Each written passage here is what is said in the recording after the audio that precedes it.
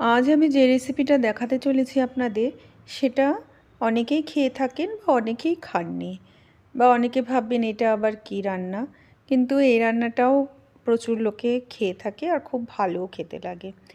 সেদিনকে যথারীতি একটা বড় ধরনের একটা, খুব বিশাল বড় না হলেও একটা ভেটকি মাছ যখন কিনেছিলাম, সেটাকে ফিলে করেছিলাম। এবার ফিলে করলে কি হয়, তার কাঁটাগুলো তো আর ফেলে দেওয়া যাবে না। তখন আমরা কিনে নিয়ে মানে কাঁটাগুলো নিয়ে এসেছিলাম, নিয়ে এসে তার তরকারি বানিয়েছিলাম, বা কাঁটা চচ্চড়ি যাই বলুন আপনারা, তাই বানিয়েছিলাম। প্রথমে কাঁটাগুলো দেখতেই পেলেন ভালো করে, একটু একদমই মাছ ছিল না তা না, অল্প একটু একটু মাছও ছিল ভেতরে।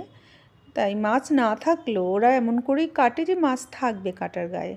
আর এই যে মাছের কাঁটা, এটা আমরা প্রচুর পরিমাণে কলকাতার দিকে তো প্রচুরই পাওয়া যায়। কখন পাওয়া যায় বলুন তো? বিয়েবাড়ির সিজনে পাওয়া যায়।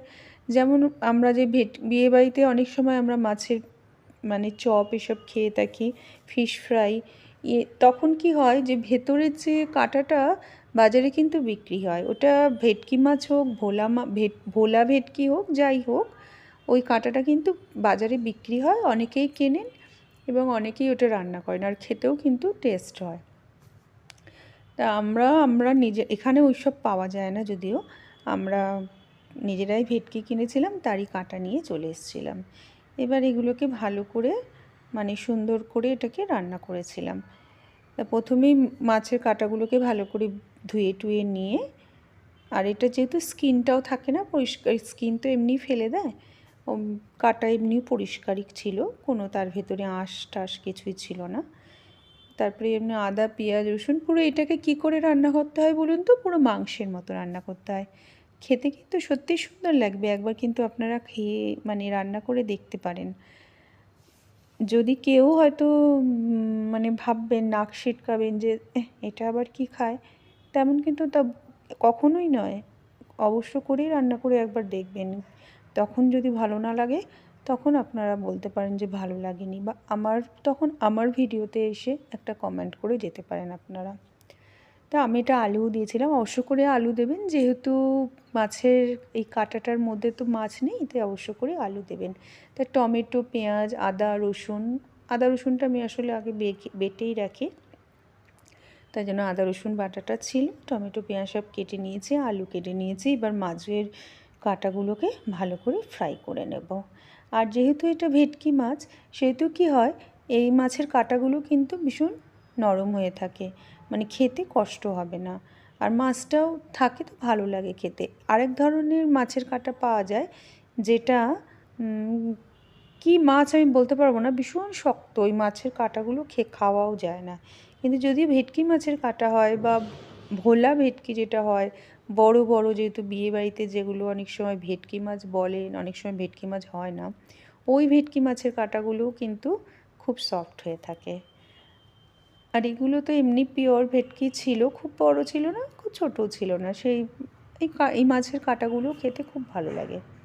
যাই হোক, মাছগুলোকে ভেজে নিয়ে ওই তেলেই আবার আলুগুলোকে ভেজে নিয়েছি, নিয়ে এবার এগুলোকে তুলে রেখে দেবো।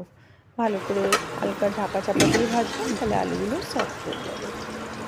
এরপরে এর ভেতরে গরম মশলা ফোড়ন দেবো, জিরে ফোড়ন দেবো, দিয়ে পেঁয়াজটা ভেজে, টমেটো ভেজে, সব যেমন করে রান্না করি, টমেটো, পেঁয়াজ, আদা রসুন বাটা, জিরে চাইলে ধনে গুঁড়ো দিতে পারেন, আমি দিইনি, আমি জিরে গুঁড়ো দিয়েছিলাম। হলুদ, শুকনো লঙ্কা, সব কিছু প্রথমে আছে টমেটোটা পেঁয়াজটা ভালো করে ভেজে নেব। ভেজে নিয়ে কী করবো, টমেটোটা দেবো। টমেটোটা দিয়ে নুন দিয়ে একটু চাপা দিয়ে রেখে দেবো। তাতে কী হবে, টমেটোটা আমাদের গলে যাবে, গলে গিয়ে সফট হয়ে যাবে। এটাই হচ্ছে, এটা মাছের গ্রেভিটা হবে। এই মাছটা তো একদম ঝোল হবে না, এটা একটু শুকনো শুকনো হবে। ঝোল হলে এটা ভালো লাগবে না। আর ঝোল সাধারণত মাছ থাকলে, এটা তো কাঁটা, তো এটা চচ্চড়ি টাইপের আমরা বলি, এটা না শুকনোই করতে হয়, একটু মাংসের মতো শুকনো শুকনো করবে। এরপরে আমি হলুদ, লঙ্কা গুঁড়ো, তারপরে আস্তে আস্তে জিরে গুঁড়ো, এগুলো সব দিয়ে নেবো। দিয়ে ভালো করে কষে নেব। যেমন করে আপনারা মাছের ঝোল করেন বা যা যেমন, এটা কোনো কঠিন রান্না নয়, খালি পাতাটা দিয়ে করেছিলাম বলে আমি এটা আপনাদের দেখালাম। আর বেশিরভাগই আমাদের মানে রান্নাতে, ভারতীয় রান্নাতে বেশিরভাগ জিনিসই এই আদা, রসুন, টমেটো, পেঁয়াজ এই মশলাগুলো থাকবেই। এর ভেতরেই কিছু হেরফের হয়ে থাকে, কোনোটায় হয়তো আদা দেবো, কোনোটায় রসুন দেবো না, কোনোটায় হয়তো দুটোই পড়বে না, খালি পেঁয়াজ। না হলে এই যে কমন মশলা আদা, রসুন, পেঁয়াজ, ধনে, জিরে, এগুলো আমাদের ভারতীয় রান্নায় ব্যবহারই হয়, সব বেশিরভাগ রান্নায় ব্যবহার করা হয়। তার মধ্যে এটা আপনারা আপনাদের স্বাদ অনুযায়ী আপনারা এটা চেঞ্জ করতে পারেন। অনেকের মনে হবে যে একটু ধনে গুঁড়ো দিলে হয়তো বেশি স্বাদ হতো, সেই ভাবে ধনে গুঁড়ো আমি ছাড়াই করবো, এইভাবে করা যায়। যাই হোক, একটু নুন টুন দিয়ে একটু চেখে দেখে নিলাম যে ঠিক হয়েছে কিনা। তারপরে জল দিয়ে গ্রেভি বানিয়ে আলু টালু দিয়ে দিয়েছি, যে আলুটা একটু সেদ্ধ হতে টাইম লাগে, তো আলু দিয়ে দিয়েছি এবং মাছগুলোকে কিছুক্ষণ পরে সঙ্গে দিয়ে। আর এখানে বলে রাখি, আমার চ্যানেল বুলবুল রান্নাবাটি প্লিজ আপনারা সাবস্ক্রাইব করে দেবেন।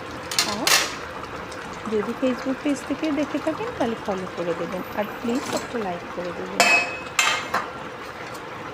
এভাবে মাছটাকে নিয়ে দেখুন একদম অল্প জল দিয়েছি, আমি চাপা দিয়ে রেখে দেবো। একটু চাপা দিয়ে ফুটতে দেবেন, তাতে কি হবে, মাছের ভেতরে ঝোলের যে একটা সুগন্ধ ওইটাও ঢুকবে, আর মাছেরও গন্ধটা ঝোলে চলে যাবে। তো দেখুন সুন্দরভাবে আমার মাছগুলো হয়ে গেছে। এর ভেতরে দেখেছেন মাছ কিন্তু আছে, এমন না যে শুধু কাটা। তাহলে এটা গরম গরম সাদা ভাতের সাথে খেয়ে নেবেন, খেতে খুবই ভালো লাগে। এইটা হয়ে গেলে আর বেশি কিছু চাই না, মানে এটা মাছের ভাতের সাথে আর একটু ঝাল ঝাল করে যদি পছন্দ করেন ঝাল ঝাল করে করবেন। এতক্ষণ আমার সাথে থাকার জন্য আপনাদের অসংখ্য অসংখ্য ধন্যবাদ। আবার আসবো নতুন রেসিপি নিয়ে, প্লিজ আমার সাথে থাকুন। আজ তাহলে আসছি, টাটা।